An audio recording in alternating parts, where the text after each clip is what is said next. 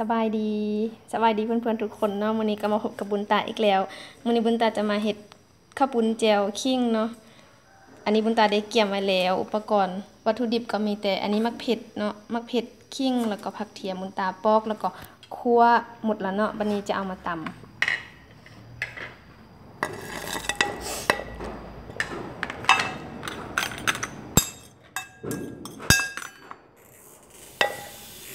เอาทุกอย่างลงไปในครก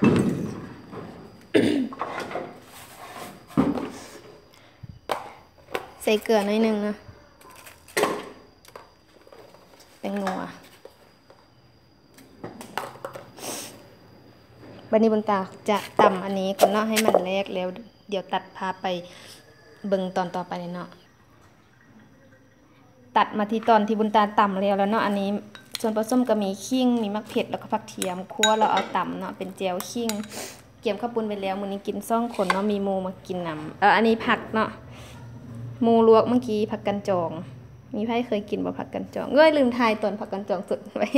เบิ่งหลายคนก็คือจะฮวนเนาะผักกันจองตอนนี้กำลังต้มน้ำเนาะถ้าเดี๋ยวเอาน้ำร้อนใส่นี่ใส่แจ่วแล้วก็ปรุงแล้วกินกับผักมาแล้วนะบัดนี้ทุกอย่างก็แล้วบัดนี้บุญตาจะมาผสม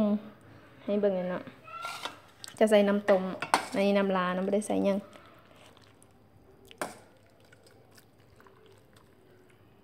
เอาใจตามหมักเลยเนาะผู้ได้หมักน้อยหมักหลายโอเคสำนี้พอละ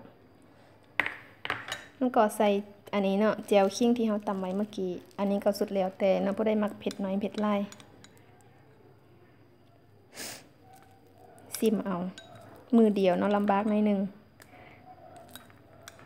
มีคนหนึ่งก็ยืนเบิ่งละ มีหมูคนหนึ่งอยู่นี่ก็ยืนเบิ่งละเนาะบ่ได้ซื้อแล้วก็เครื่องปรุงเนาะมีเกลือแป้งนัวน้ำตาลมะนาว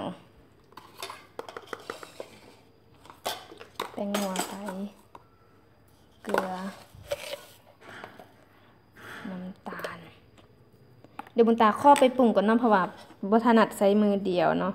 แล้วบุญตาจะตัดภาพไปอีกตึมหลังจากที่ปรุงแล้วเนาะแล้วเนาะข้าวปุ้นฮ้อนแจ่วขิงสูตรของบุญตาเองเนาะก็อันนี้บุญตาปรุงแล้วนี่เฮากินกับผักกันจองลวกเนาะ